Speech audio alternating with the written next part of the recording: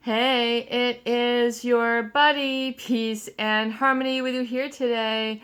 Much love going out to all the beautiful, empowered harmonizers.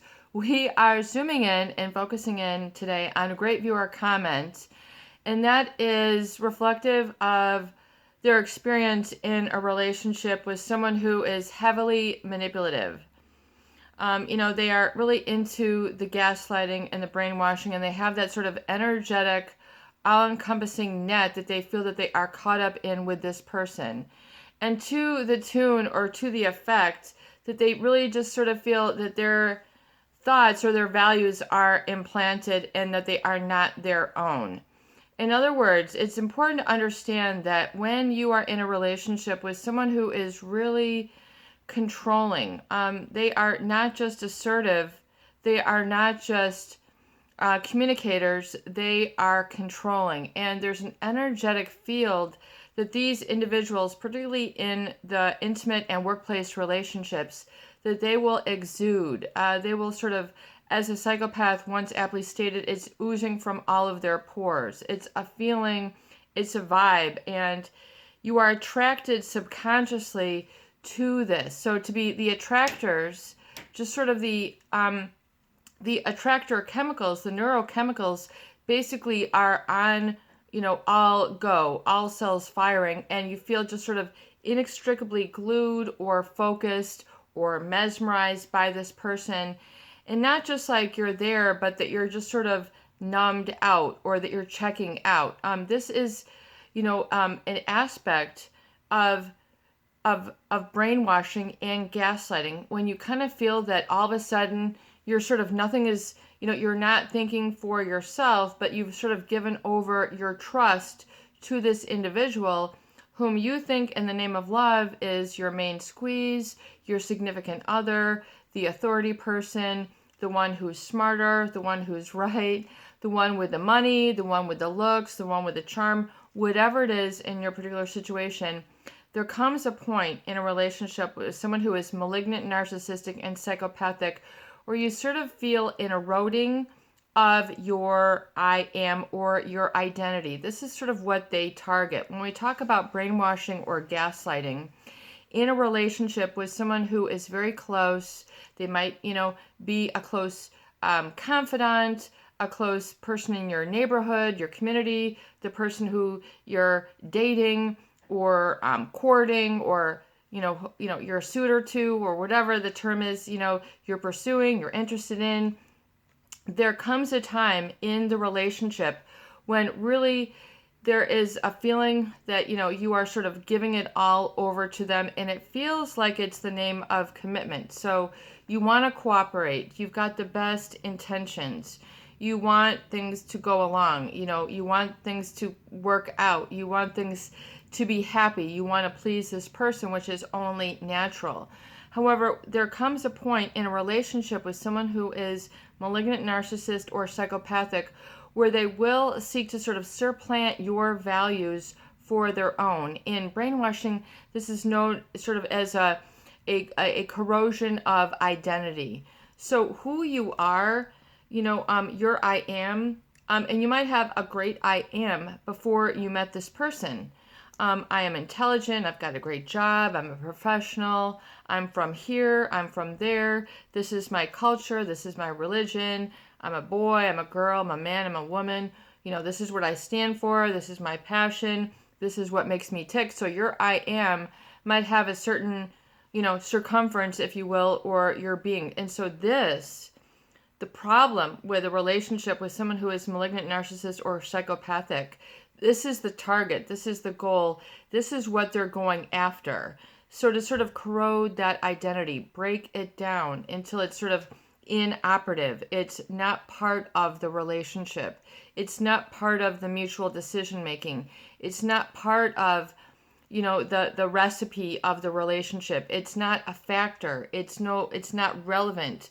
You are rendered meaningless in the relationship, but you don't see it because the manipulator, they are sort of exuding, they are sort of, as a psychopath once so aptly stated, they have oozing from their pores what you might describe as, attraction, of being charismatic, of being really having appeal, intellectual appeal or sexual appeal, mostly sexual appeal. That sort of how do you control, others. I mean, it can be in that regard. So if you have a weakness in that area, easily sort of, thrown off by someone's appearance, or somebody's intellect, or or their authority or their power over you. Oftentimes it can be their physical presence, which oftentimes, if it's triggered just with that, is because there's other communications that have been violatory in nature, violating your boundaries, your I am, your identity.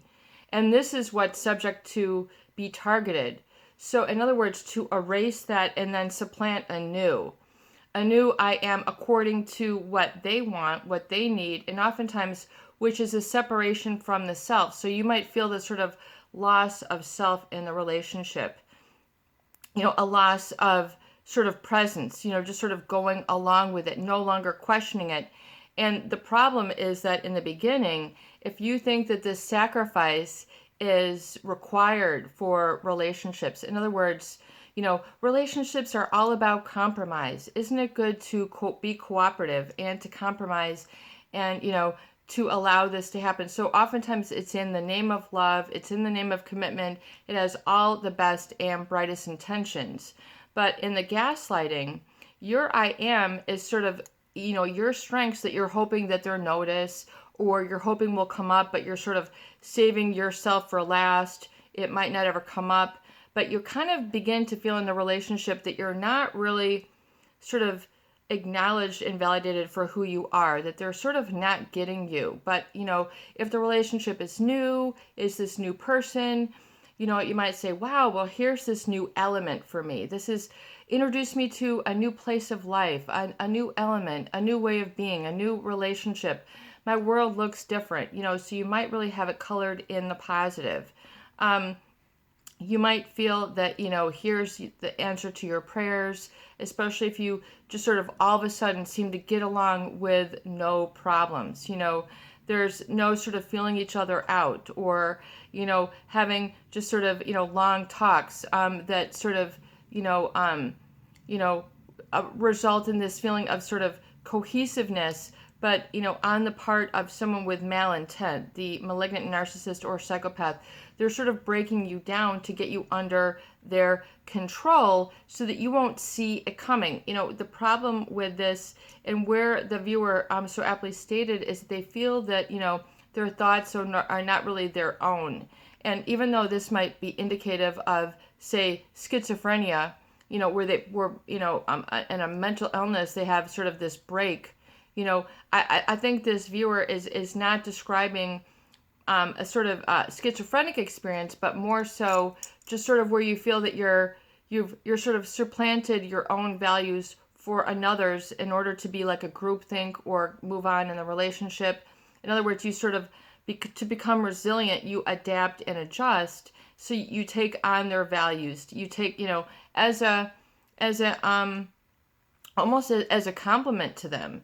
But it's a subconscious compliment, and you don't realize that in the process, one is losing their identity. It's a sort of an erosion of this, where they seek gradually to sort of annihilate or extinguish this from being able to take place in the relationship or even being experienced for yourself. So once again, some people might take this on as a sign of growth. For example, you're in your high school, you're in your college, professional education, and you're taking on a class, and now you're at the next level, and you feel a stronger sense of identity. So there's a growing to that, and then you own it for yourself. You've got it, you can apply it, you understand things. So you might feel a sense of personal growth.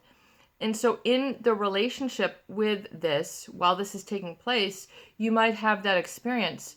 Oh, this is what it is to relate to this person. I'm always, sort of taking on their values, and I'm supplanting or surpassing my own because I'm becoming, engaged. I'm becoming in love. I'm becoming, a better friend, or, all these different thought processes that take place. So I think subconsciously it just sort of flies in one ear and out the other. And it's in the name of sort of commitment that people, I think, make this mistake, or where the malignant narcissist and psychopath becomes very effective at beguiling and bewitching others. Meaning that, your I am is, and they watch it corrode. Meaning they get kind of testy. They see if you're still, can you still keep your regular routine? Do you still keep your regular friends? Do you still keep your regular values? Are things, or have they gotten in and sort of, in the fabric of your decision making and got it to a point where you're sort of, giving up, this sort of your past. Or giving up really your I am. And sure, when people fall in love, get married, or even in intense work relationships, there's a fusing or coming together and an interdependence. The problem with a malignant narcissist or a psychopath is the malintent, to deceive, to mislead, to misrepresent themselves in the relationship. And part of that in the brainwashing is where they sort of supplant their values so that you end up basically growing their values, and it's not in your best interest. And there becomes sort of, I'm changing, and it seems like you don't realize it, but you're changing for them. And, it's based on just sort of the future that you're going to be together, or we're an item, we're the real deal, where it's at that level. And then you find out it's a sham. You find out that they have no intention on making good of their promise. They have no intention of being a priority, this being a priority relationship. You find out, the marriage isn't going to happen. The kids aren't going to be there. The house with the picket fence or the swimming pool ain't happening. The get together for the holiday, it ain't showing up. You feel that you've been fooled, duped, and deceived. And so it's this guttural feeling that they then want you to supply. It's like once they've hollowed you out, they fill you up with, this sort of very confusing concoction of neurochemicals, wrought with fear, disbelief, kind of not knowing where to go to, and sort of unable to tap in within yourself to correct things. This is part of the breakdown. This is what they do. And so it's the manipulation. And so, yes, if you feel that sort of, maybe, you don't usually think this way. And that's a sure red flag and, an indicator that you are in a relationship that maybe you have to slow it down and take a look at what's going on, and whether you're getting sort of due airtime, or you're really being valued and acknowledged and realized in the relationship, or are they just sort of, sweeping you, more male or female, off of your foundation. And this, you have to realize that a healthy relationship, your foundation is not going to need to be, corrupted, corroded, hauled out with a bulldozer and, a forklift, to be that way. You should not have to feel that your I am, is part of that, and that your thoughts just sort of are out of character. You have to be very careful, because that's the influence. And it's the influence that goes into the subconscious. So when people feel things are really out of control, it's because their manipulation has surpassed your conscious mind. So your conscious mind, what you know to sort of navigate things, has been shut down. It's like that effect, or that process, or that power, that internal power has been shut down. It's kind of like, hey, let's cut off all the electricity to the building, so when they go try to find something, it's dark in there and they can't find it. It's kind of like a way to render you helpless. And so you don't realize it, you don't see it coming. It's because that manipulation is at the level that you cannot perceive. It is imperceptible. Just like, subliminal programming, or, if you're unaware of how commercials work, or things of that nature, or know what's good for you. It's just like how they might sell cigarettes and make it seem like you're laughing and have fun and you're more social if you smoke cigarettes, yet, you're black, your lungs are black, and you could haul them out, with a forceps because they're no longer flesh, they're just, dissolved, just like we see in a lot of the vapor stuff today, the teenagers who are, the Juul or whatever it is, and I probably shouldn't name that as an example, but it's like back in the day when they had the Camel cigarettes too, and then they've got the Juul vapor nowadays with the fruit cartridges. So the kids think it's fun. I mean, kids they're very impressionable, and they want to have that peer acceptance, and so they may take on these bad habits to kind of fit in. And so, this Juul cigarette, it's like they're getting their fruits and their cherry and their watermelon. Instead of eating the fruit, they're smoking these vapes, and now you've got these tragedies, from the vitamin E oil that's eating their lungs from the inside out. So it's, these are these children haven't even had an opportunity for their I am and their identity to be established. Human beings are really very fascinating, and then it takes so long for this, for things to develop. I mean, you've got birds, squirrels, deers that, have a much shorter, learning curve.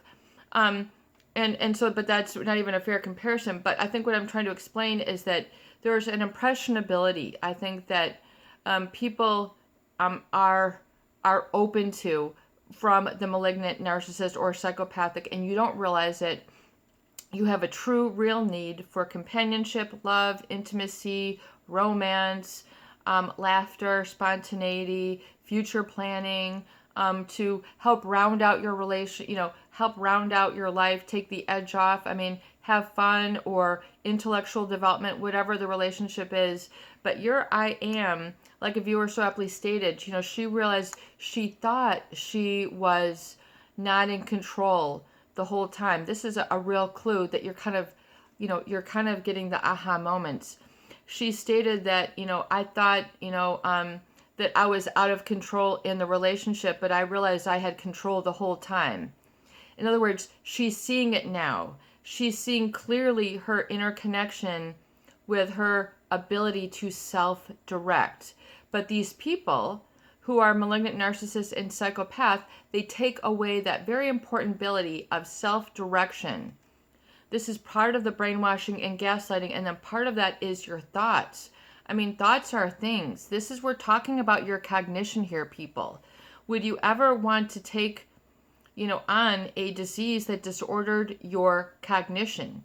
I mean, would you want to, for example, there's all sorts of diseases out there like dementia. Who would want to volunteer for, dementia, Alzheimer's, multiple sclerosis that affect your cognition? I mean, this is scary.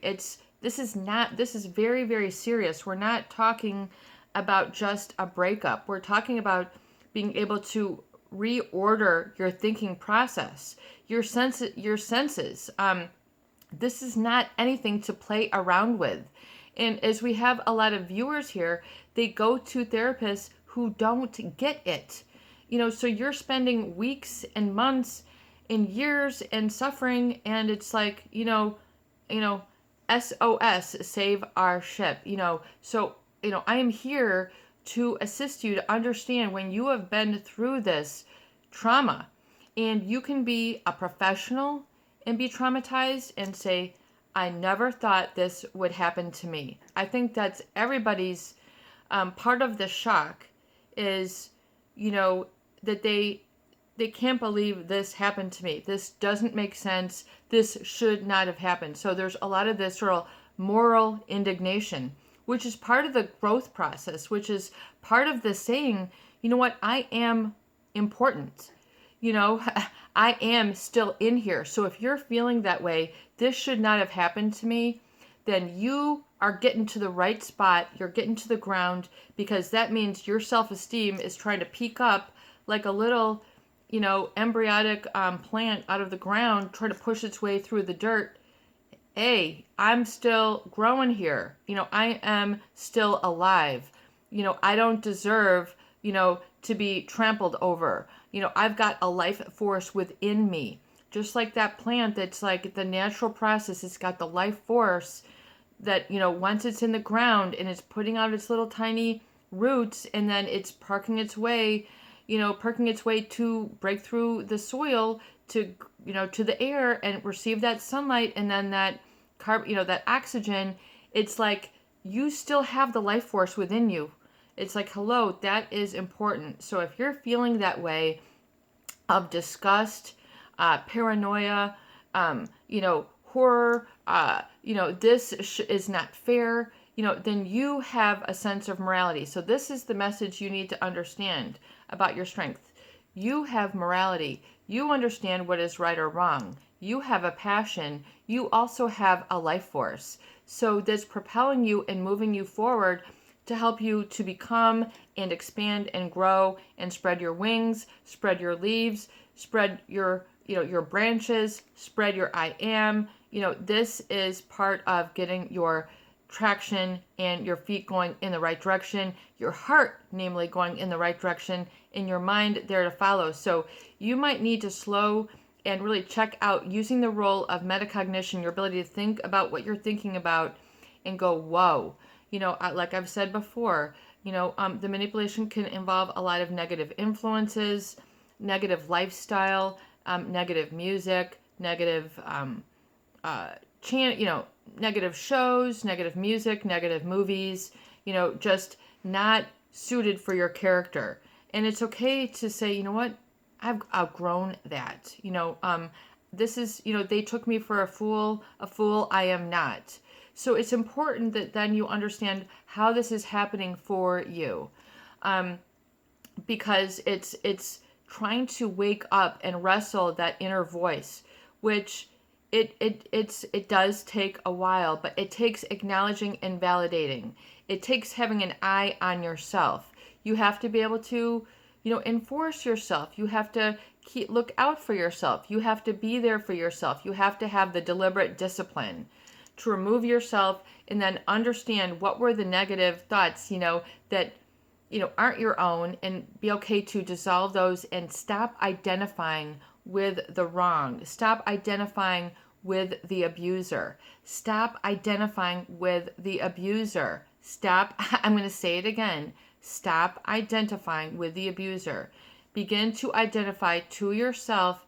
And if you feel that someone there is too small, too meek, it's because you haven't paid attention to it enough. It's kind of like ignore it and it will go away. Like my dentist so aptly had as a poster on the ceiling. So while you're getting your teeth done, he had 2 posters. Ignore your teeth and they'll go away. It's kind of like your inner voice. If you ignore it, it'll go away. If you ignore your values, they'll go away. If you ignore your I am, it'll go away. It'll eventually want to pick back up because that's its nature. That's what it's supposed to do. So you want to embrace that and nurture that and coddle that and, recognize that, first of all, within yourself. And even if it's just a little thread, that life force is there. And then the other poster he had there though was it's nice to be important, but it's more important to be nice. So I thought that was cool. Of course, Dennis, etc. So oftentimes people are very scared of Dennis. So he was very nice. So I think that's why he had that poster there. But anyway, it's important then to reclaim your identity, especially, your strength, and bring those elements, that essence of you, get more familiar with who and what that is, the essence of you, the essence of who you are, what you want to become, that vision, that imagination, where you sort of are, planning for the future and you have sort of a dream, a goal, an objective. And if this manipulator doesn't match it, it don't match your vision. Your vision is your vision is your priority. This is your buddy, Peace and Harmony, with you here today. And I hope that these videos do help. Please share, please subscribe, and please donate for more great tools, videos, discussion, and support. And remember, your essence is your I am. It's who you are. It's your gentleness of spirit. It's your strength of spirit. It's what you stand for. It's what you believe. And if those beliefs are small, then it's important to nurture them. They're small because perhaps you haven't listened long enough for them to get larger, for you to reflect on them, for you to exercise them and embrace them. And if you do, continue to keep that as your priority and importance and number one, then it'll serve you. It'll be there. It'll be there in your time of need. So it's important to understand your vision, i.e. your goal, your true wants, and to do this pleasurably, i.e. not have to have over control, but a balance. Keeping that vision, that goal and objective for yourself. And if the manipulator, the psychopath, does not meet that objective, does not match that goal, then they are not an energetic match. So that's how you can help with your decision making. It's your buddy, Peace and Harmony. Have a beautiful day. Peace out.